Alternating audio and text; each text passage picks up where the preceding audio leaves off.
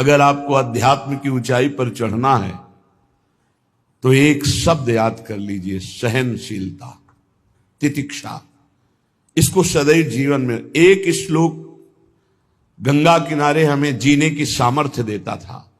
जब कभी हमें प्रतिकूलता दुख प्राय मिलते ही थे तो ये श्लोक, यम ही न व्यथ्यन्ते ते पुरुषम पुरुषर्षभ सम दुखा सुखाधीरम स्व अमृतत्वाय कल्पते। वो अमृत पद का अधिकारी हो जाता है जो आए हुए सारी व्यथाओं को, दुखों को मौन होकर सह लेता है, वो भगवान को प्राप्त होता है। जहां कोई कष्ट होता, बस यम ही न व्यथ्यन्ते ते पुरुषम पुरुषर्षभ सम दुखा सुखाधीरम स्वमृतत्वाय कल्पते। हमें सहना है, हमें भगवत प्राप्ति करनी। अरे छोड़ो, इसने मारा, इसका कर्म जाने, सहो, चलो आगे, चलो आगे बढ़ो। भूख प्यास गर्मी सर्दी मान अपमान दुख सुख, ये सब इस मार्ग के यात्री को मिलते ही है। और जो इसको सह गया वो जगत पावन करने वाला महात्मा बन जाता है। वो मम भक्ति युक्तो भुवनम पुनात, लोक के लोक को पावन कर सकता है जो भगवान के चरणारविंद में अपने चित्त को अर्पित कर दिया। इसलिए दुःखैरर्दत्,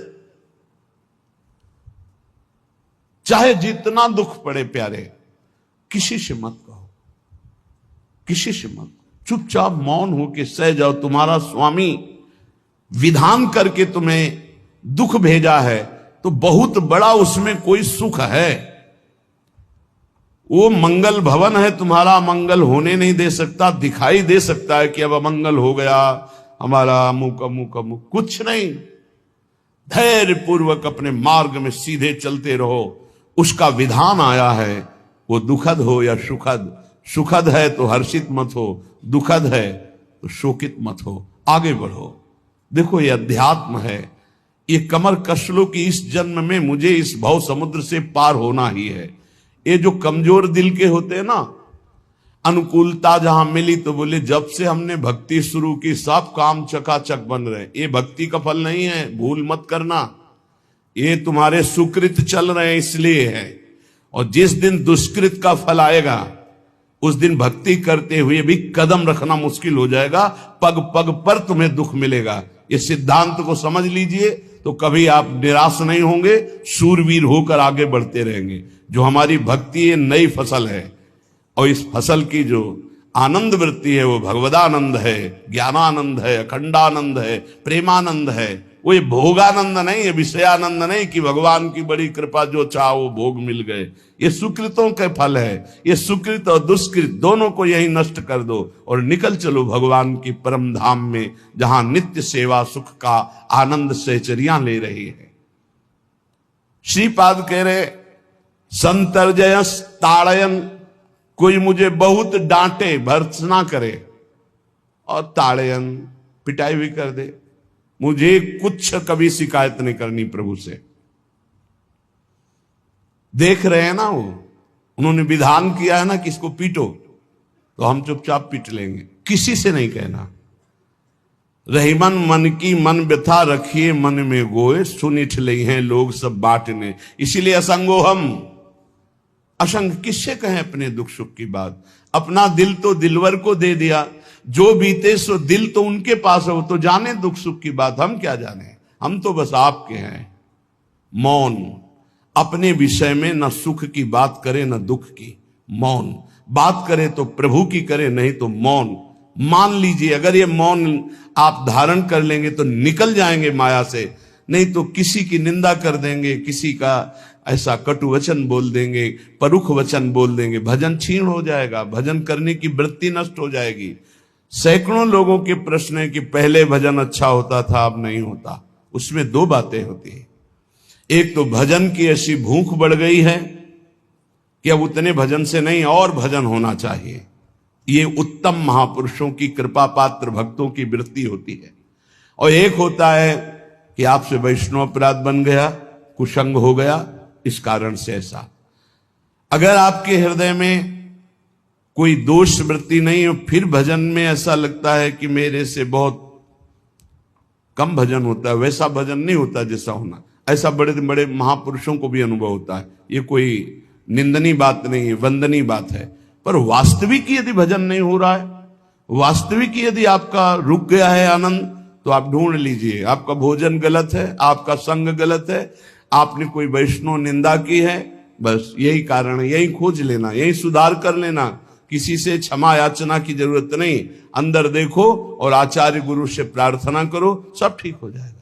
बड़े कृपालु है, जिन्होंने अपराधी मुझ जैसे को घसीटा तो अब अपराध बन जाएगा तो थोड़ी छोड़ देंगे वो। विश्वास कीजिए, उन्हीं से प्रार्थना कीजिए, नाथ यदि आपको अपराध मोचन कराना है तो भेज दीजिए मुझे उसके पास, या उसको बुला दीजिए, मैं पैर पकड़ लूं, हाथ जोड़ लूं यदि अपराध बन गया है, और यदि आप चाहें तो आप क्षमा कर दें, आगे से सावधान रहेंगे। बड़े कृपालु हैं प्रभु, क्षमा कर देते।